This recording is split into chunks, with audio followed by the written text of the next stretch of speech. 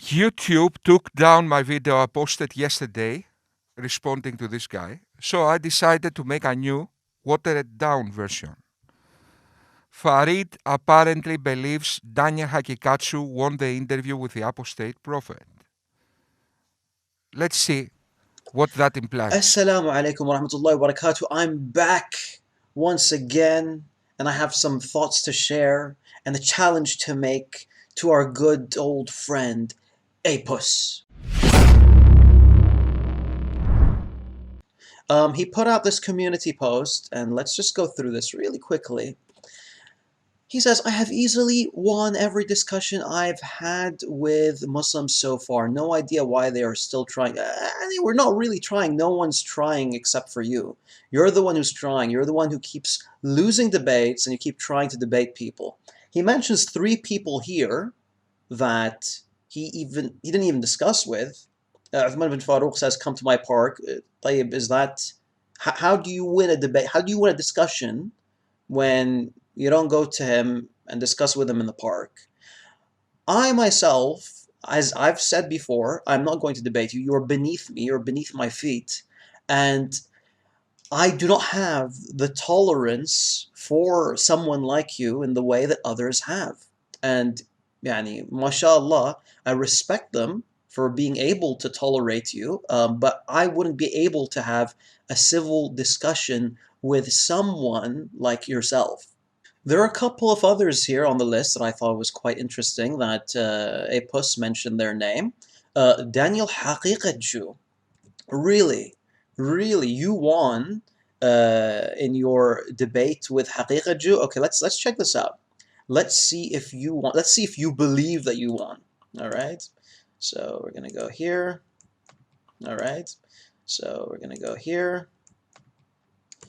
Apostate prophet versus Haqiqatju. And I don't know where it is. Oh, okay. So we get we get the video on his channel. We get my highlight video, but yours isn't here. Heh, that's strange. Let's see. Let me try to find it. Don't worry, guys. Okay. I see. That's why. It's unlisted. So, if you won this debate with Haqiqatju, why is the friggin' video unlisted? Aren't you supposed to show the world that you destroyed Haqiqatju? You embarrassed him. You showed how Islam is so laughable. Why is the debate unlisted? It's clear that Farid response believes that Hakikatsu won the interview with the apostate prophet. Let's see what Daniel Hakikatsu, said in this interview.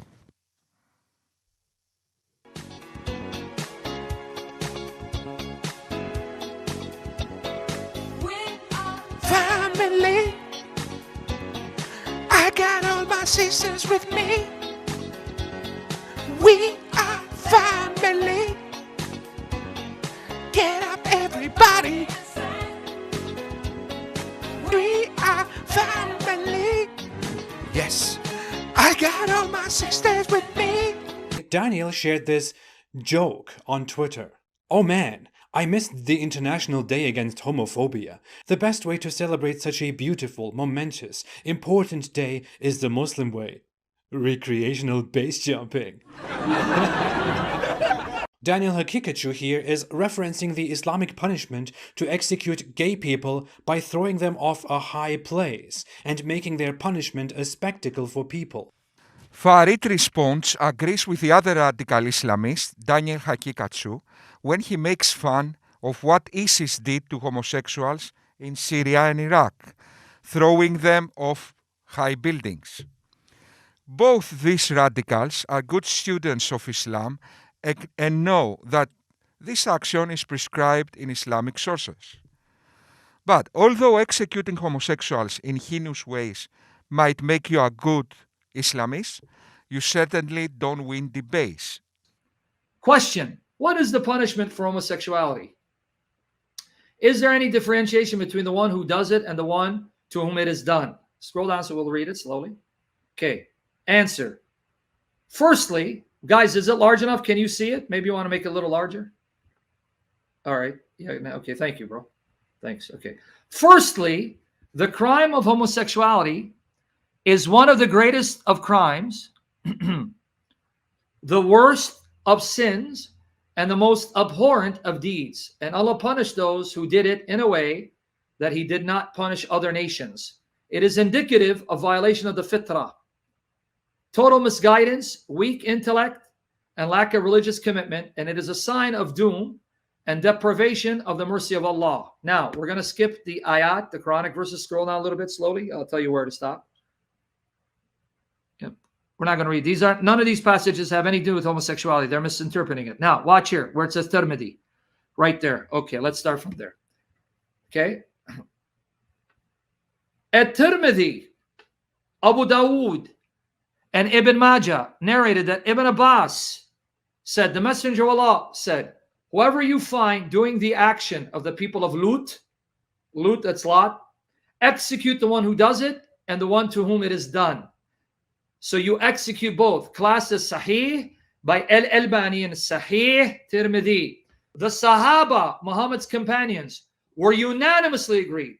Not one of them disagreed on the execution of homosexuals, but they differed as to how they were to be executed. Some of them were of the view that they should be burned with fire, which was the view of Ali. Uh-oh, queer boy. And also of Abu Bakr, as we shall see below. And some of them thought that they should be thrown down from a high place, then have stones thrown at them. This was the view of Ibn Abbas. Wait. Help me, Protestant. Didn't we see videos not too long ago with Al-Qaeda and ICE taking homosexuals on high buildings and throwing them down to their death? Yes, we did. Some of them thought that they should be stoned to death, which was narrated from both Ali and Ibn Abbas. After the Sahaba, the Fuqaha, these are the jurists, differed concerning the matter. Some of them said that the homosexual should be executed no matter what his situation, whether he is married or not. Some of them said that he should be punished in the same way as an adulterer, so he should be stoned if he's married and flogged if he's not married. Some of them said that a severe punishment should be carried out on him as the judge sees fit. Ibn Qayyim, Al-Qayyim. Now, if you guys don't know who Ibn Al-Qayyim is, he is one of the premier students of Ibn Taymiyyah, the ones that Muslim Salafis like Jalal Abu Rub, who called Osama Abdullah in the emails that I showed you in yesterday's session, a maniac, Hakir. Because the evil consequences of homosexuality are among the worst of evil consequences.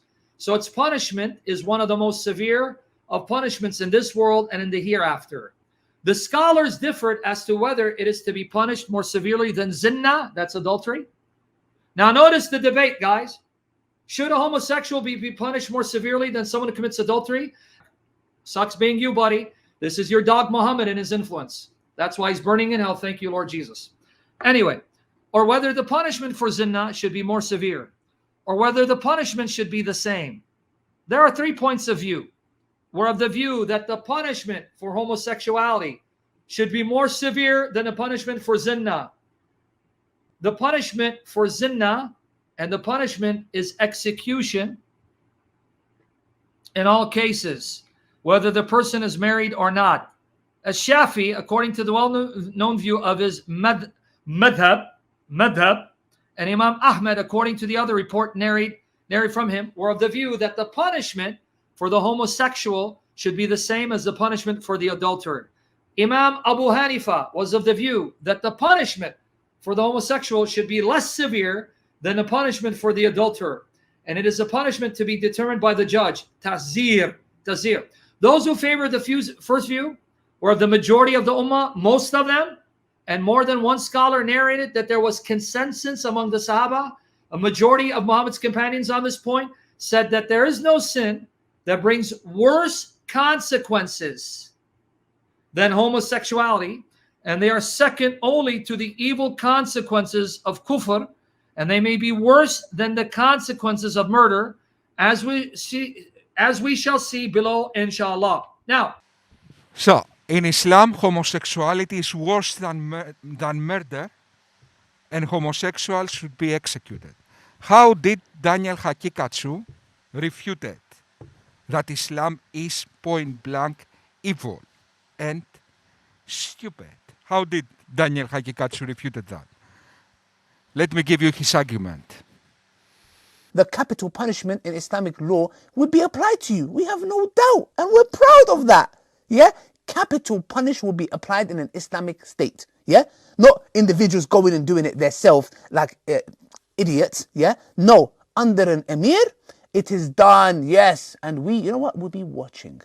Daniel Hakikatsu unapologetically defended the crimes Islam prescribes against homosexuals. Now, the other radical Islamist, Farid responds, thinks the unapologetic admission of Hakikatsu of these crimes makes somehow that not exposing Islam. So, you admitting the accusation proudly is you avoiding the embarrassment. Yeah, right, Farid. You embarrassed him. You showed how Islam is so laughable. Why is the debate unlisted? So, now that Farid responds, doubled down in his support of Hakikatsu's views, he need to come out publicly and say, I proudly support the ISIS execution of homosexuals. And with my pride, I win interviews and debates. This is what you need to do now. Farid responds. Just to refresh your memory, guys, that video, that debate with Haqiqatu gave us gems like these. It is unanimous in psychology. Both agree that punishments have to exist. They're a necessary evil. No, I don't think so. Then where are we going to put the rapists? Corrective behavior. All those Muslim immigrant rapists, where are you going to put them? Corrective behavior. Where? They don't want correct them. Corrective facilities. We should. I don't think that a Muslim who is caught raping somebody in the West. Hakikatsu, we know that the village your prophet came from, the mother of all cities, they didn't have correction facilities. Something we call prisons. But you can Google that. Hakikatsu, you can Google prisons. Okay, in the civilized world, we have prisons. In Germany or in America, should be put onto a board or whatever it is, and lashed 100 times. That is absolutely horrible. That is absolutely completely bigger than the crime that has been committed. That is inhuman. All right, let's go back to the list. Check it out. Farid's perception of morality is single-dimensional. He thinks morality exactly as the primitive barbarians who made the Quran did. But why public torture and executions are immoral and bad for societies? Because they compromise the soul of society. The symbolism. Citizens need to believe in the goodness of society to be good themselves. Citizens of a civilized society are inspired to be civilized themselves. In Afghanistan, are not the people that create a barbaric society. It's a barbaric society that produces barbarians. Islamic values make barbaric immoral societies that in sequence produce barbarians. In the West, correctional facilities are set to rehabilitate criminals and introduce them back to societies. Publicly flocking criminals doesn't rehabilitate criminals. Rehabilitation is a gradual process and it doesn't happen on the spot with torture. Sharia uses humans as deterrent flags, desecrating the human value and sanctity. In that sense, the apostate prophet was right. The symbolism of torturing people is worse than potentially decreasing rapes. Of course, the political travesty we call Sharia doesn't even decrease rapes.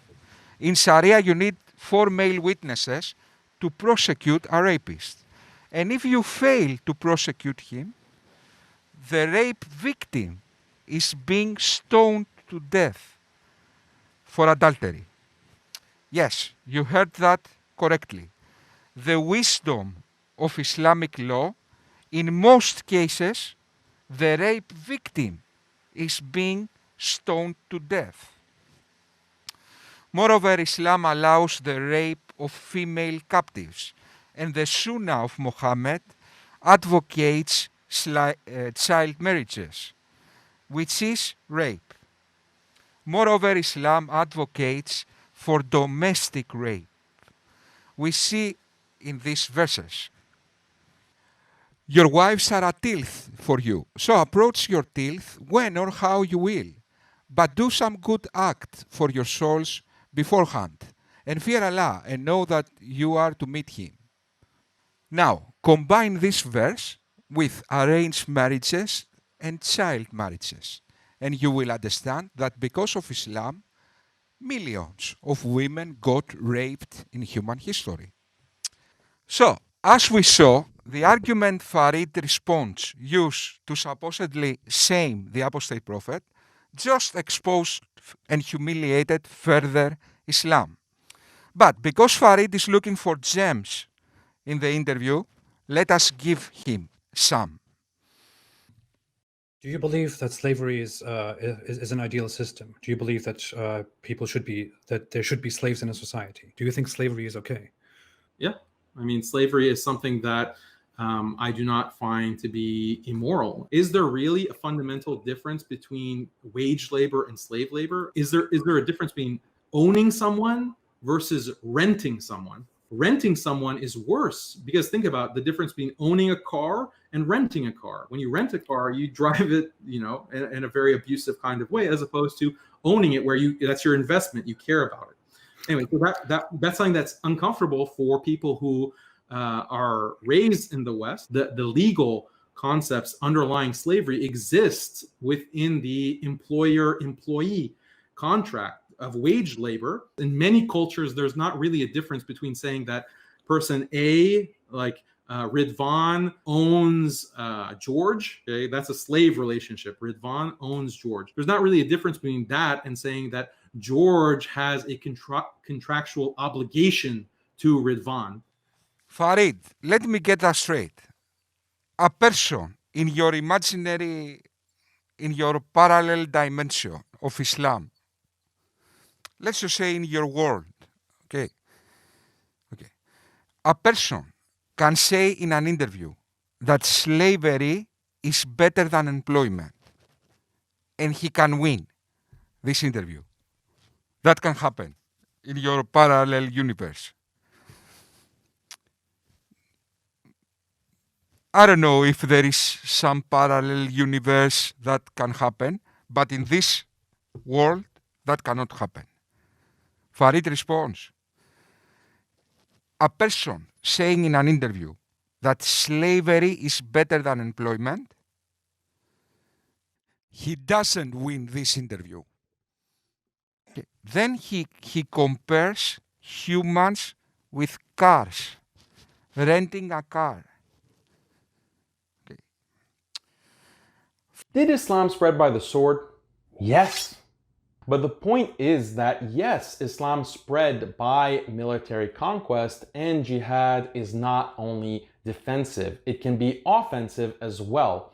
But isn't this completely immoral? Isn't this completely barbaric and contrary to religious freedom? Let me ask you a question. Do you agree with the Geneva Conventions? Do you accept the United Nations Universal Declaration of Human Rights?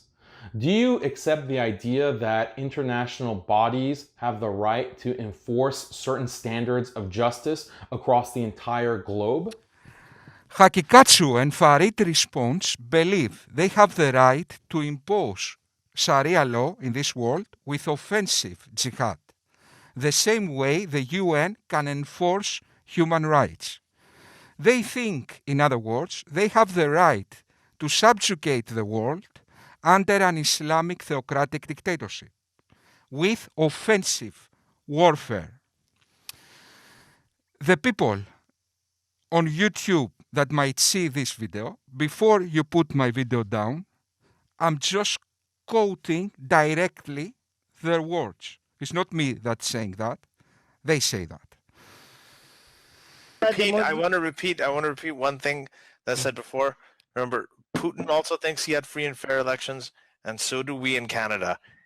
Just because both of them said it doesn't mean so maximizing happiness. Just because two people are claiming No, it you doesn't just mean have a different view of what happiness is. let me defend- You're wrong. it's not that. Let me defend Yes, the it is. guy I that just will- had the same. I said the same exact argument that you gave. No, Ali. for Let me maximizing liberty and happiness in society. Where am I wrong? Where did I miss? No, misquote okay. you? So if here's the thing, I'm gonna play by your games. Okay, so Ali, his point is that if you're talking about eternal, if there is an afterlife, and me and you are threatening people's eternal happiness, of course, whatever we could do to stop you and me from robbing people from eternal bliss, anything we could do to stop that should be done, right? So. Hakikatsu here made the argument of ISIS. He said, if we preassume an afterlife, then to protect people's eternal bliss and avoid eternal punishment, death for apostasy makes sense. The benefit of executing people for disagreeing with you outweighs the harm. In other words, dismantling freedom of conscience and imposing a totalitarian Islamic dictatorship is the moral thing to do, with a prospect, with a hindsight of the afterlife. How his argument is wrong. Let's see. Reasonable to believe is level of claim plus level of conviction this claim demands divided by the evidence. The level of claim of the afterlife is very significant. The level of conviction this claim demands is very high, subjugating the world and denying freedom of conscience. Now, what is the evidence that the Islamic afterlife is true? Negative, okay? It's a silly mythology, a silly evil mythology. For that reason, the Hakikatsu's argument is wrong. That's why humanity doesn't make politics based on mythology. And religion in general is under the category religious mythology. So, humans don't make politics based on we might know one day. Okay, that's why your argument is wrong. And guess what, Hakikatsu? All the evil dictators in human history thought they were doing good. You are not the single one. One moment, please. Sorry about that. So, we saw how silly and evil are the arguments that impressed Farid response. Farid response and Daniel Hakikatsu have the mindset of evil dictators like Hitler, Stalin, etc. And they actively spread their evil mental disease to impressionable young Muslims. Let's hope the forces of reason, like the Apostate Prophet, will efficiently expose these hate preachers. Farid responds, political Islam is an evil political ideology that will be defeated. That is not something that we debate or compromise. Open your eyes and listen. Your eyes. Open your ears and listen. Listen to what I'm saying. Count to 3 backwards. Political Islam is an evil political ideology and will be defeated. Now, if you love Islam, okay, separate Islam from politics. Don't be a fool. No YouTube and no force in this world will stop the forces of good defeating the forces of evil. Okay. Thank you very much. This was Socrates Son.